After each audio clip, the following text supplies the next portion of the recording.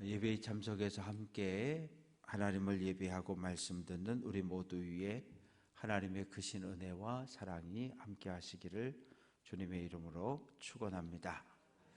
오늘 말씀의 제목을 하나님의 영이 사울에게 임했을 때, 사울 왕에게 임했을 때, 이런 제목으로 잡아 보았습니다. 지금 사울 왕과 다윗의 관계는 일방적이에요. 사울은 한 나라의 왕이고, 당시 왕이라고 하는 것은 사람을 죽일 수도 있고 살릴 수도 있습니다. 지금은 대통령이 기분 나쁘다 그래서 누구를 막 가두라고 지금은 막 못 그래요.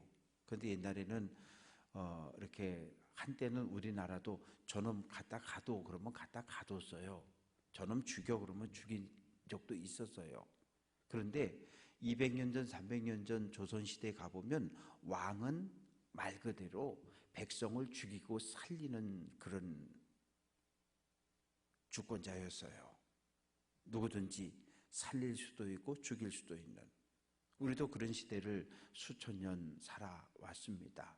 조선시대 500년이 그랬고 고려 500년이 그랬고, 왕이 늘 세워지면 왕의 임무는 하나님께서 왕을 세우신 목적은 이 땅에 살아가는 백성들을 보호해 주라고 세워주는 거예요.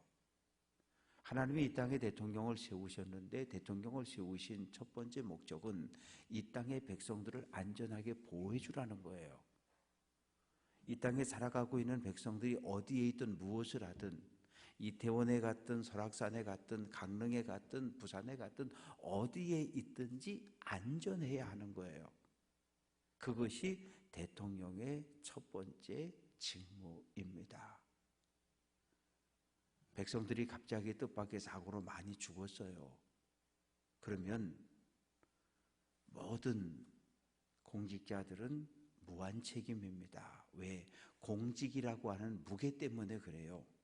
대통령은 내가 잘못했습니다 라고 사과해야 하고, 국무총리도 행안부 장관도 경찰청장도 다 사과를 하는 게 맞아요.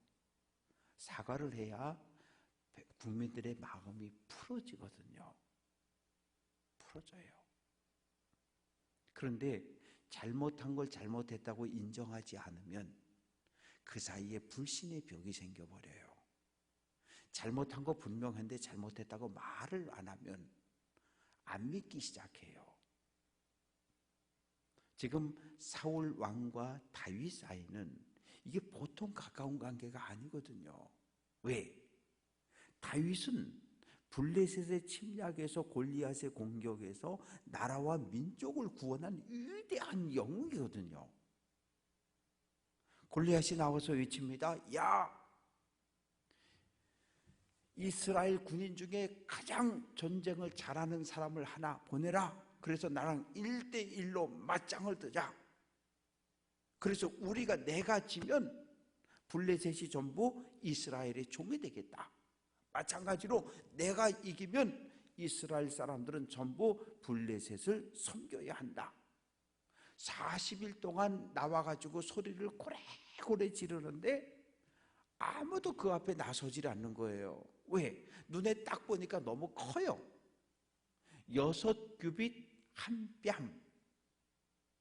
이 1규빗이라고 하는 것은 요 손가락 끝에서 여기까지거든요.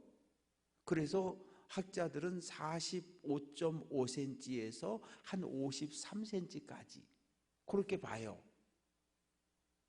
엄청나게. 그러면 45cm로만 계산해도 2m 70이에요.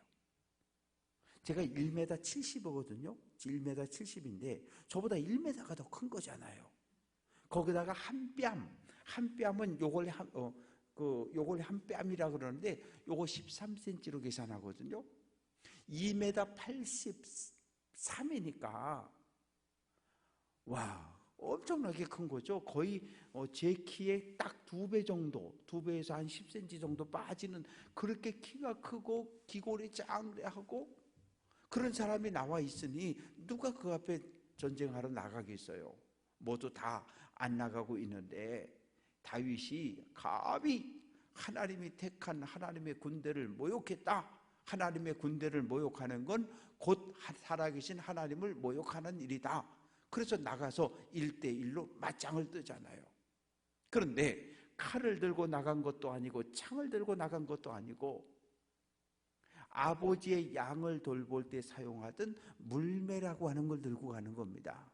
물매라고 하는 것은 이렇게 끈으로다가 가죽을 이렇게 중간에 대고 양쪽에 끈을 달아가지고 여기다 보통 제일 작은 게 이 주먹만 하고요. 보통은 애기들 머리만한 이만한 돌멩이를 여기다 집어넣고 이걸 뱅뱅 돌려가지고 한쪽을 딱 놓으면 돌멩이가 싹 날아가서 딱 맞추는 거거든요.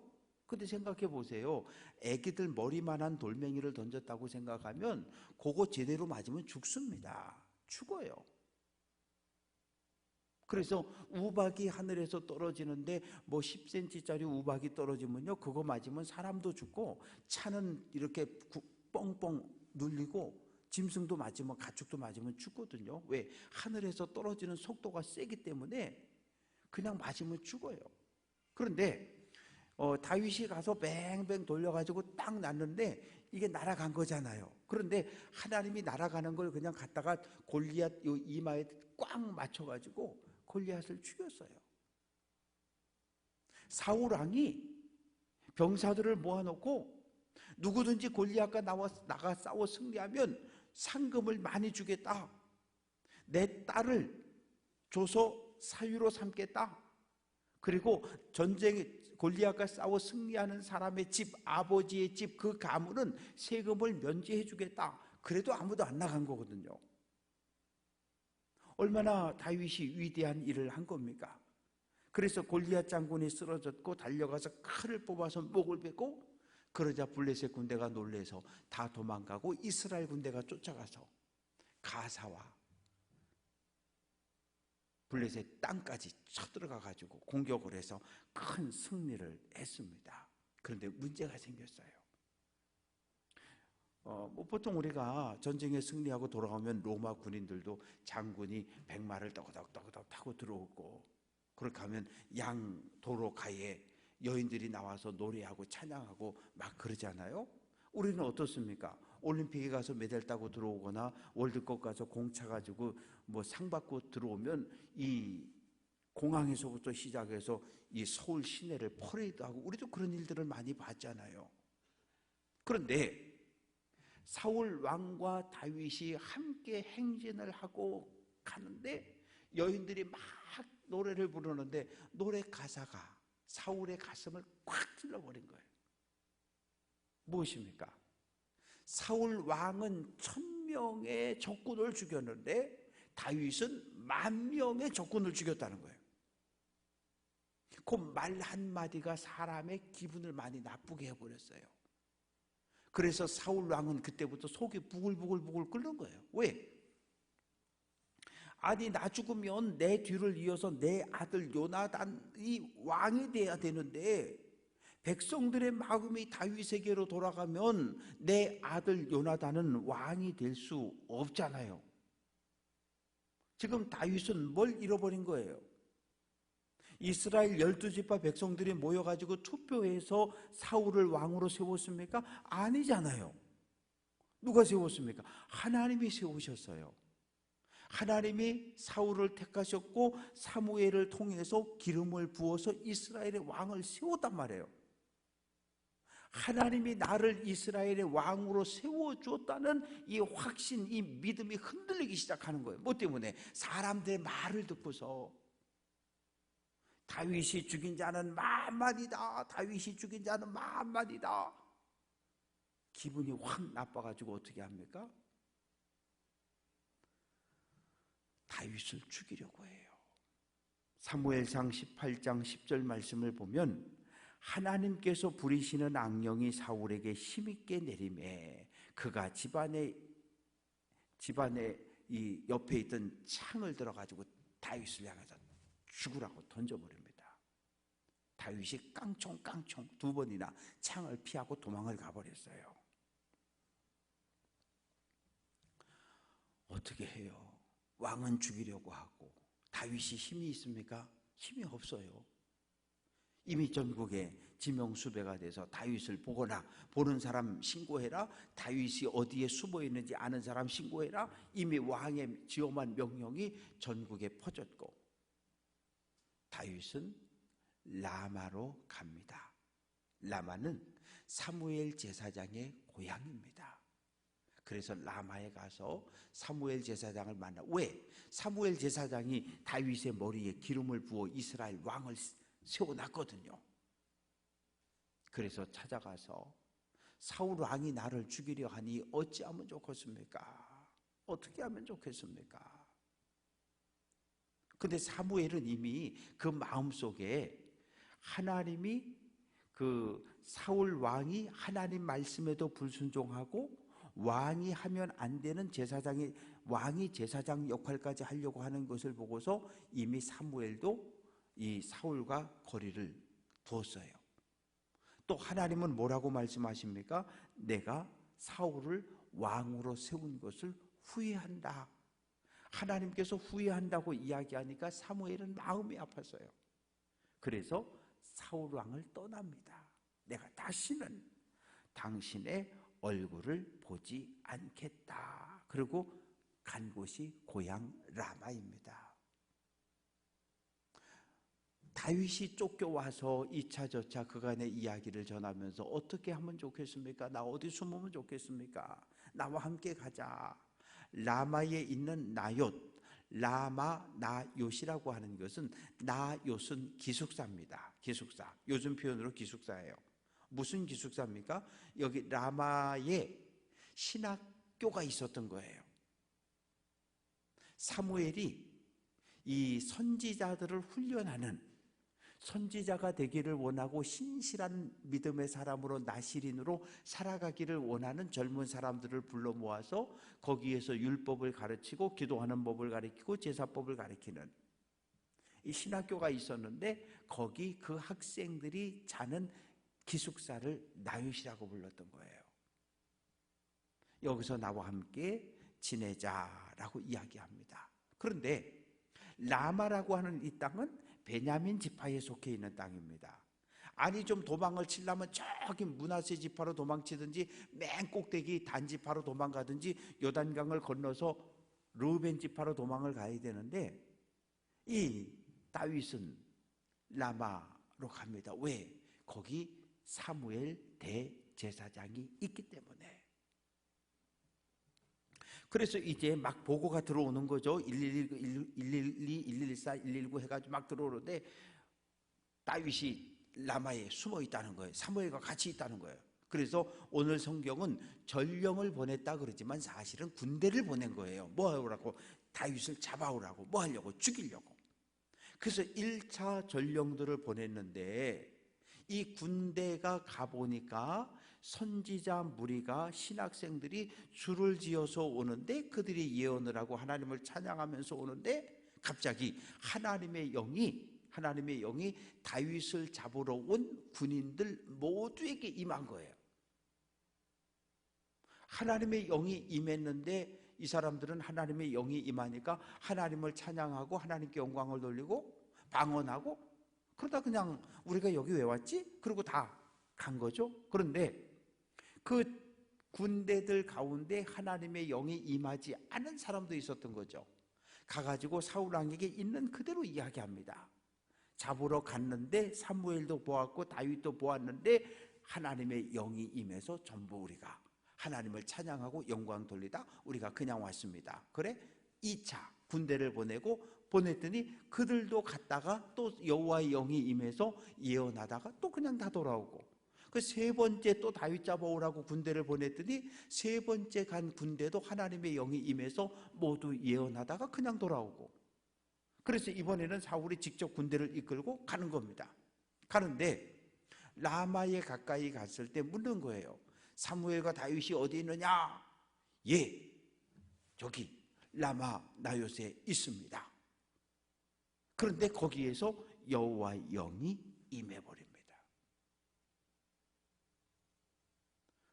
사울은 지금 다윗을 잡아 죽이려고 라마로 가고 있는데 길가에서 하나님의 영이 여호와의 영이 사울에게 임한 거예요.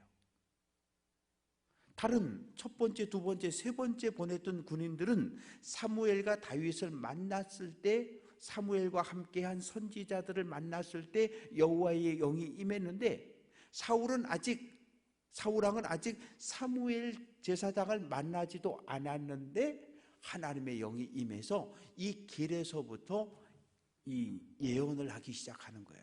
예언을 한다는 말 속에는 몇 가지 의미가 있는데, 황홀경에 빠졌다, 신비로운 체험을 했다, 그러면 딱 맞습니다. 신비로운 체험을 했는데, 아니 사울 왕이 여호와의 영을 받은 건 처음이 아니에요. 이미 사무엘상 10장에 가보면, 사무엘상 10장에 보면 잃어버린 나귀, 아버지의 나귀를 찾아서 종을 데리고 다니다가 못 찾습니다. 그러자 종이 여기 용한 선지자가 계시다는데 한번 가서 물어봅시다. 그래서 사무엘 제사장을 만났고, 사무엘 제사장이 사울왕 머리에 기름을 붓고, 너 길갈에 가서 기다려라, 내가 가마.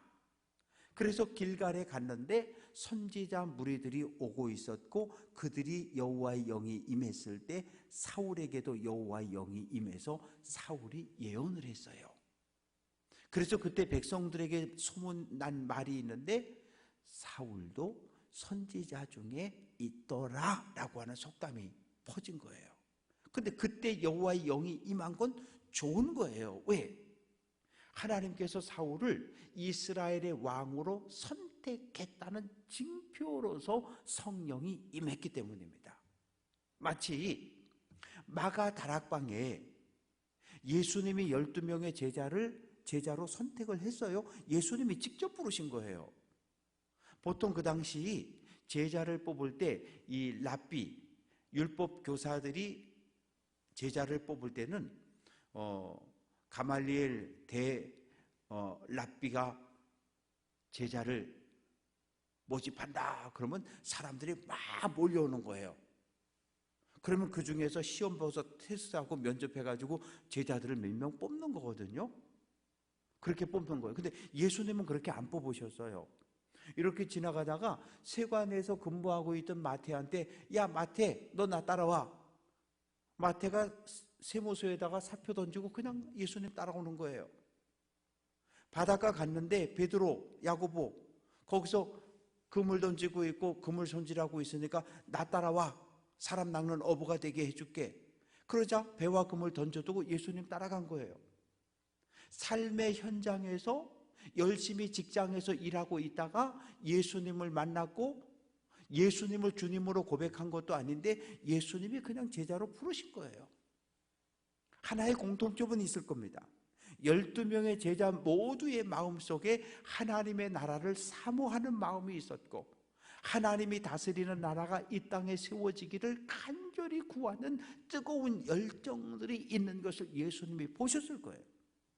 그래서 12를 택했잖아요. 그리고 어떻게 하십니까? 3년 동안 훈련을 시키잖아요. 기도하는 법, 전도하는 법, 훈련을 다 시켰어요. 전도할 때 어떻게 가요? 둘둘씩 짝을 져서. 그래서 오늘날 이 땅에 존재하는 모든 이단들이 꼭 둘씩 짝져 다니면서 지금도 전도하고 있는 거예요. 교회 다니는 사람들 꼬시는데 혼자 오는 사람 와서 꼭 둘이 다녀요. 물론 우리도 교회가 전도 훈련할 때나 전도하러 갈 때 혼자 가는 것보다 둘이 가는 것을 우리도 권하고 있지만, 왜? 성경에 있는 예수님의 가르침 때문입니다. 3년을 교육시켰는데 성령 받았습니까? 3년을 예수의 제자로 살았지만 예수님의 제자들에게 성령이 임하지 않았어요. 근데 어느 날 예수님 말씀하시는 거예요. 얘들아, 내가 하늘 아버지께 돌아가면 하늘 아버지께서 너희에게 성령 보혜사를 보내줄 거야. 나는 잠깐 너희와 함께 있다가 나는 떠나지만 다시 오시는 보혜사, 하나님이 보내주시는 보혜사 성령은 너희와 영원히 함께 할 거야.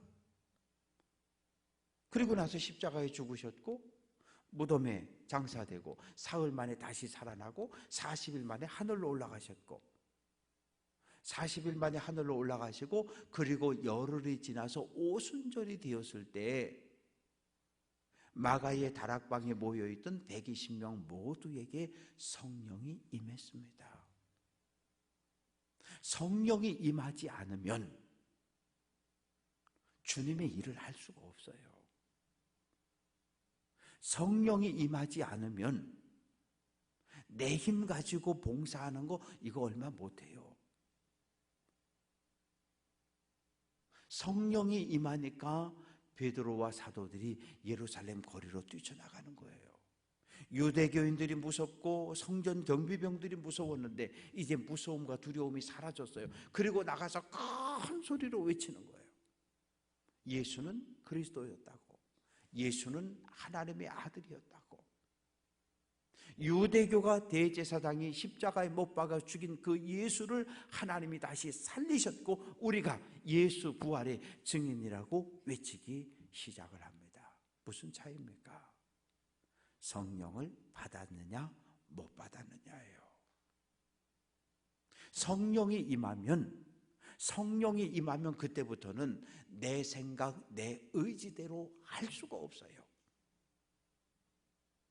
술이 한 잔, 두 잔 먹다가 나중에 술이 사람을 먹는 데잖아요. 술이 사람을 먹어버리면 어떤 일이 벌어져요? 술기운이 시키는 대로, 술이 왕에 대해서 술의 왕이 바카스가 시키는 대로 그냥 막 이상한 짓을 해야 되는 거예요.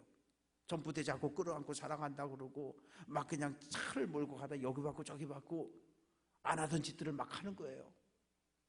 왜? 내가 내 인생의 왕도 아니고 술의 신이 나를 사로잡고 있으니 술의 신이 시키는 대로 하는 수밖에 없는 거예요. 그런데 성령이 임하면 달라요. 성령은 거룩한 영이기 때문에 성령이 임하면 하나님의 말씀대로 살게 되는 거예요. 그래서 너희가 성령을 받고 성령이 너희에게 임하면 뭐가 생겨? 권능, 하나님이 주시는 능력을 받아서 뭐하라고? 땅끝까지 달려가며 복음을 전하는 증인의 삶을 살라 그러잖아요. 그런데 성령의 임함이 없는데 하나님이 주시는 능력을 받지 못했는데 전도하라 그래봐요. 전도 못해요. 아무것도 못해요. 아무것도 못해요. 왜? 내 힘 가지고 뭘 하려고 그러면 그냥 눈치가 보여서 잘 못해요. 사울에게도 여호와의 영이 임했고 그는 그 하나님이 주시는 힘을 가지고 에돔과 싸워서 길르앗 야베스 사람들을 구원해내잖아요. 암몬과 싸워서 길르앗 야베스 백성들을 구원해내잖아요. 사울의 힘입니까? 아니요. 하나님이 주시는 힘 가지고 싸워 승리한 거예요. 그런데 오늘 본문에서 사무엘상 10장에 성령 받은 거하고 여호와의 영이 임한 거하고 오늘 여호와의 영이 임한 건 달라요. 증세는 같아요. 나타나는 현상은 같았어요. 그런데 사무엘상 10장에서는 하나님께서 사울아 내가 너를 이스라엘의 왕으로 선택했다. 하나님의 사람으로 살아라. 하나님의 말씀 가지고 하나님의 거룩함을 가지고 백성들을 잘 보호하고 다스려라. 그래서 성령 체험을 주신 건데 오늘 다윗을 잡으러 가는 길에 여호와의 영이 임한 건 전혀 달라요. 왜 하나님이 사울에게 여호와의 영을 부어주셨을까요? 내가 지금 여기 뭐하러 왔는지 모르는 거예요. 다윗을 잡으러 왔는데 여호와의 영이 임하니까 벌거벗고 굴러다니고 춤을 추고 방언을 하고 하룻밤 하룻낮을 들고 뛰면서 그동안에 다윗은 어디로 갔어요? 멀리 도망가 버렸어요. 하나님께서는 다윗을 보호하고 다윗을 사울의 손에서 보호할 목적으로 사울 왕에게 여호와의 영이 임하게 하신 거예요. 그런데 그 증세가 좀 심해요. 길을 가며 찬양하고 방언하고 뭐 이건 괜찮아. 왜? 우리도 기도원이나 어디 가서 은혜 받고 나면 우리도 길거리 가면서 찬양하고 눈물 주룩주룩 흘리면서 우리도 그랬으니까 그건 괜찮아요. 그런데 거의 벌거벗은 거예요. 겉옷만 벗겨진 것이 아니라 속옷까지 알몸이 나올 정도로 그렇게 수치를 드러내서 누가? 왕이.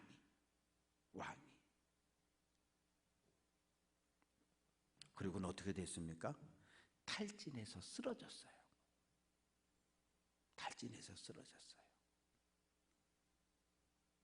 여러 시간 기도하고 애를 쓰고 진을 쓰고, 예수님이 겟세마네 동산에서 기도할 때 땀이 뚝뚝뚝 떨어지는데 핏방울로 변했다고 그랬죠. 그러고 나면 사람은 탈진하게 돼 있어요. 탈진한 예수님은 성전 경비병에게 체포돼서 끌려가고 채찍에 맞고 밤새 신문당하고 고문당하고, 그리고 십자가를 지고 가다 쓰러지시는 거거든요. 왜? 탈진했으니까.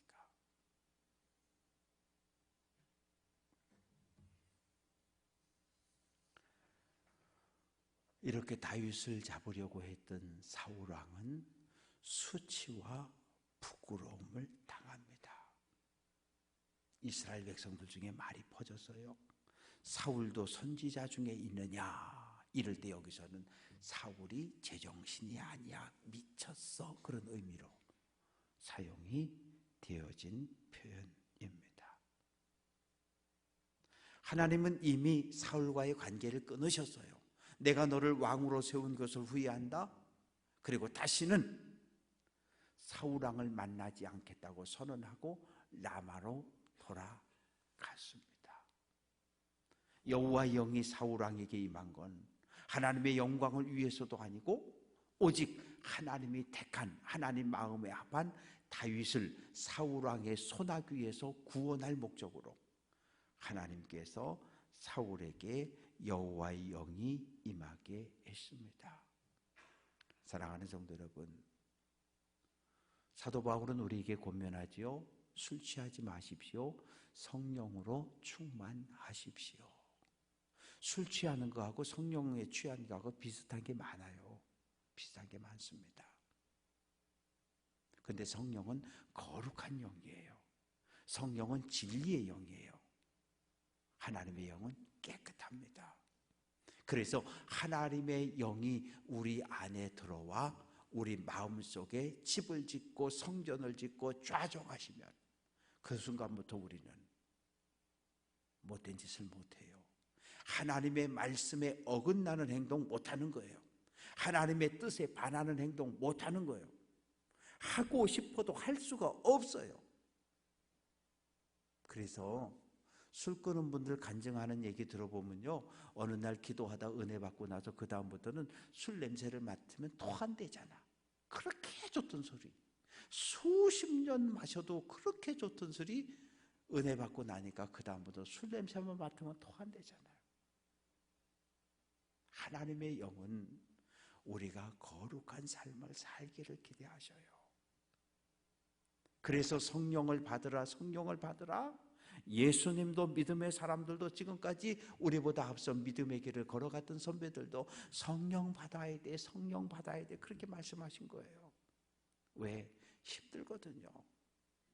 성령을 받지 않고 하나님이 주시는 힘 없이 인간적인 힘과 인간적인 능력, 내 생각, 내 수단 가지고 뭘 해보려고 하면 되는 것 같은데 마지막에 다 막히고 다 깨져버려요. 그런데 하나님의 뜻대로 살아가는 인생은 막히는 것 같은데 하나님께서 열어놓으셔요. 풀어놓으셔요. 바라고 소망하는 것은 우리는 하나님의 임재를, 하나님의 살아계심을, 성령이 우리 안에 임재했음을 경험한 사람들입니다. 임재한 성령은 내 생각엔 떠날 것 같아요. 내가 못된 짓하고 내가 악을 행하고 악을 생각하고 그러면 성령이 떠날 것 같지만 떠나지 않으셔요. 내 안에 계셔요. 내가 너무 강해질 때 성령은 힘을 쓰지 못하셔요. 그런데 내가 낮아지고 내가 연약함을 고백할 때 성령은 내 주인이 되셔서 내 삶을 인도해 가기 시작을 하십니다. 바라고 소망하는 것은 하나님의 인도하심에 우리의 삶 전체를 맡겨드리고 하나님이 주시는 힘으로 믿음의 생활도 즐겁고 행복하게, 가정의 삶도 행복하게. 왜? 나 한 사람이 변하면, 나 한 사람이 변한 증거는 가족들의 얼굴에 나타나게 돼 있어요. 우리는 뭐라고 기도합니까? 하나님의 뜻이 하늘에서 이루어진 것처럼 이 땅에도 이루어지기를 기도하잖아요. 하나님의 뜻이 이 땅에 이루어져야 되는데 이 땅 어디에 이루어집니까? 우리 가정에, 그리고 우리 교회, 우리가 살아가는 이 나라 이 민족 위에 가장 먼저 내 마음속에 변화가 일어나야 돼요. 내 마음속에 주님의 좌정에 계시면 우리의 얼굴은 환해지고 염려와 걱정과 두려움이 사라집니다. 성령의 인도함을 따라 하나님이 주시는 힘과 능력을 가지고 믿음의 길을 잘 달려갈 수 있는 귀한 성도들 될 수 있기를 주님의 이름으로 축원합니다.